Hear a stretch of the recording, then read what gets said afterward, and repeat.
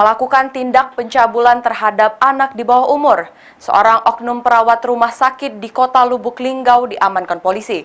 Kejadian tersebut berlangsung saat korban tengah merawat kakaknya yang sedang sakit.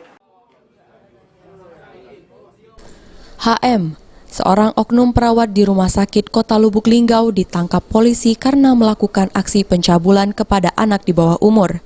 Tersangka warga Kelurahan Pasar Satelit Kecamatan Lubuk Linggau Utara 2 dalam pemeriksaan mengaku cuma memegang alat vital korban, di mana kejadian tersebut saat korban sedang menunggu kakaknya sedang dirawat. Saat itu tersangka pun mengajak korban ke lantai 2 rumah sakit untuk dilakukan pengecekan kemaluannya.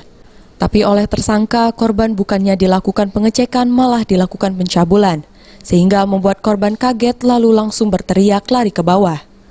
Polres Lubuk Linggau, Serse Polres Lubuk Linggau berhasil mengungkap kasus pencabulan terhadap anak di bawah umur.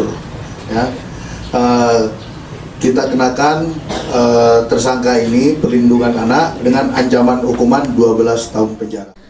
Atas kejadian tersebut, tersangka kini harus menjalani hukuman di balik jeruji besi Polres Lubuk Linggau.